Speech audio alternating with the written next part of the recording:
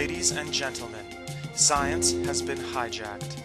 As of sometime in the middle 90s, creationism seized control of scientific communication and is using its style and language to satisfy its own needs. For 150 years, since Charles Darwin's publication of Origin of the Species, creationism has been in conflict with evolution. Initial creationist strategy was to discredit evolution.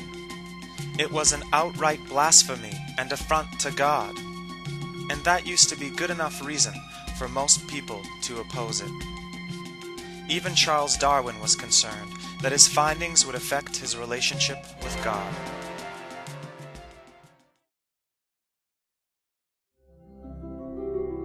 About 60 years ago, the structure of DNA was discovered, and this triggered a tidal wave of findings in genetics. The ability of modern science to persuade through countless discoveries, tangible evidence, and rational thinking has turned the tide of public support. Science has edged ahead of creationism as the better accepted explanation of how diversity of life has occurred and continues to occur on Earth. Now, creationism wants what science has got. It has stolen from science its logical and impartial style of writing and its method of providing evidence for all claims. Crucial stages in the creationist story have been reinterpreted using scientific language and have science-like proofs attached. Whether the evidence posed is correct or not is irrelevant to creationism. It is the presentation that is important. They hope that if the evidence looks authentic, then people who don't know better will believe it. The ultimate example of the hijacking of science is the Creation Museum in Petersburg, Kentucky. Typically creationist, the museum informs its patrons by using science-like literature mixed with scientific-looking diagrams and expensive, highly detailed dioramas. The Creation Museum has even hijacked the word museum and uses it to persuade people of its credibility. Alas, it is not a museum. It is a sort of theater where people follow a single direction pathway through the biblical explanation of life's history. They call it true science. Welcome to the main hall. Now let us go on the Walk-Through Biblical History Tour. Broken down into a catchphrase, the 7 C's of history, it is only fitting that we start at the first C, creation, when God made the earth 6,000 years ago. Oops. The earth is 4.5 billion years old, and the oldest rock discovered has been dated at 3.8 billion years. In the busy first 6 days, we also had the creation of all of the original animals, and Adam and Eve. It was a wonderful time, when all living things hung out together as friends. Zebras snuggled with grizzly bears, Adam and Eve were cool with being naked, and penguins could live wherever they wanted, even a semi-tropical garden. Creationism is not so bold as to refute fossil evidence, so they concede the existence of dinosaurs. They were created at about the same time and hung out with everyone else, and above all, they were nice. The next C is corruption. Adam and Eve take an apple from the tree of science. I mean, the tree of knowledge. And life changes drastically for everyone.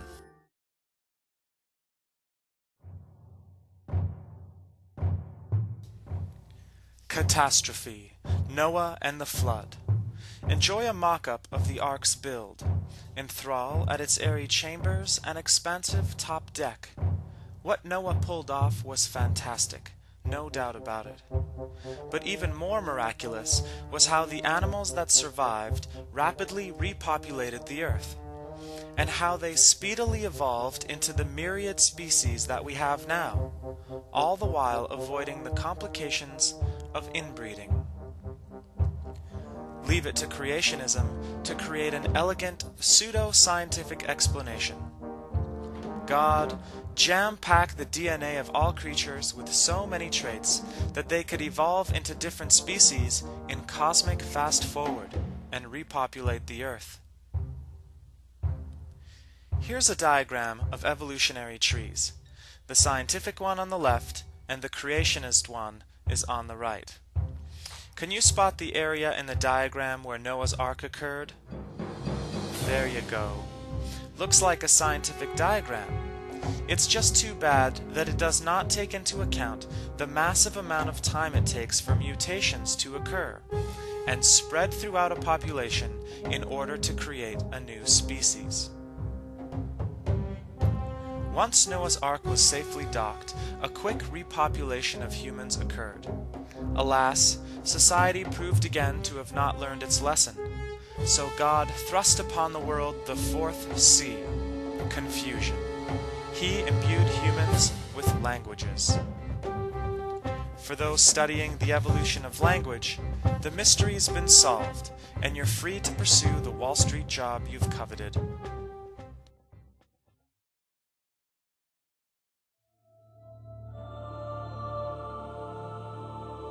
The final three C's are Christ, the cross, and consummation, eternal life in heaven.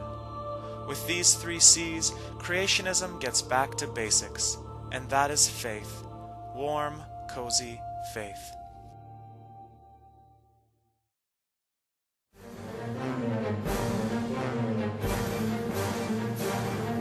Now, back to the hijack.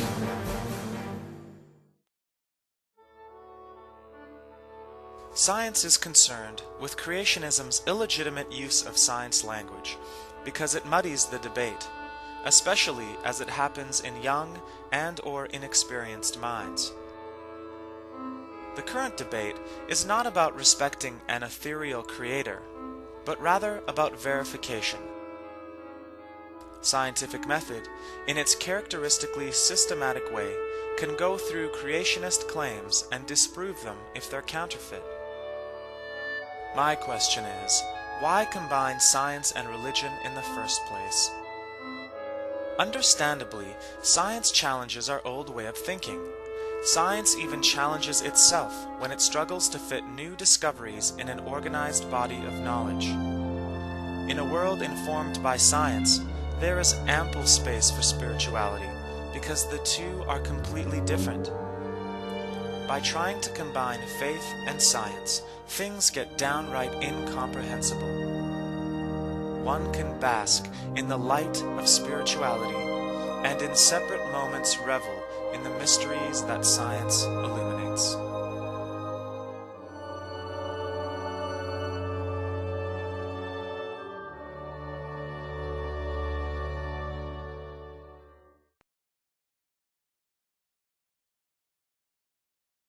Oh, sorry. Just got something in my teeth. Well, folks, chew on that for a while. Good night.